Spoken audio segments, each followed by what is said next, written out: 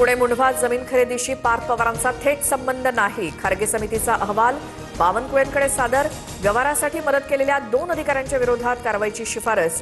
अहवाल लवकरच फडणवीसांकडे सादर करणार, सूत्रांची माहिती. प्रफुल्ल पटेलांकडून राष्ट्रीय अध्यक्षपदासाठी सुनेत्रा पवारांच्या नावाचा प्रस्ताव.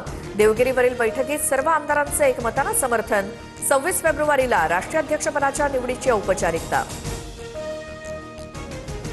मंत्री नरहरी झिरवाळ यांच्यावर उपमुख्यमंत्री सुनेत्रा पवार यांची नाराजी. स्वतःची आणि पक्षाची प्रतिमा बदनाम होणार नाही याची काळजी घ्या. मंत्रालयात झिरवाळांच्या कार्यालयातील लाचखोरी प्रकरणानंतर सूचना, सूत्रांची माहिती. मंत्री नरहरी झिरवाळ यांची आज पत्रकार परिषद. आज सकाळी 10 वाजता झिरवाळ माध्यमांसमोर भूमिका मांडणार. मंत्रालय लाच प्रकरणी झिरवाळांचा क्लार्क अटकेत. अजित पवारांचा मृत्यू अपघाती असल्याचं वाटत नाही. विमानाचा ब्लॅक बॉक्स जळल्याचा अर्थ दाल में कुछ काला है.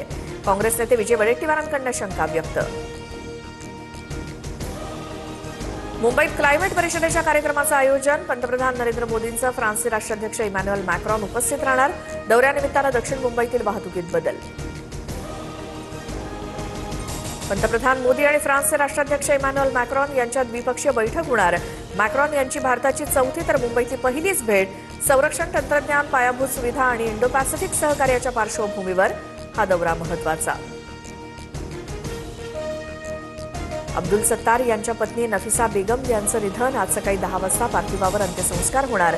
नफिसा बेगम सिल्लोड नगर परिषदेच्या माजी नगराध्यक्षा होत्या. शिवसेना पक्ष आणि धनुष्यबाण चिन्हाबाबत सुप्रीम कोर्टात उद्याही सुनावणी नाहीच. निवडणूक आयोगानं एकनाथ शिंदेंच्या बाजूने दिलेल्या निर्णयाविरोधात उद्धव ठाकरेंची याचिका.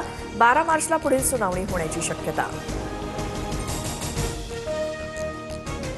नाशिकच्या तपोवन वृक्षतोड प्रकरणी आज मुंबई हायकोर्टात महत्वाची सुनावणी. अंतरिम अर्जावर महापालिकेला प्रतिज्ञापत्र सादर करण्याचे निर्देश.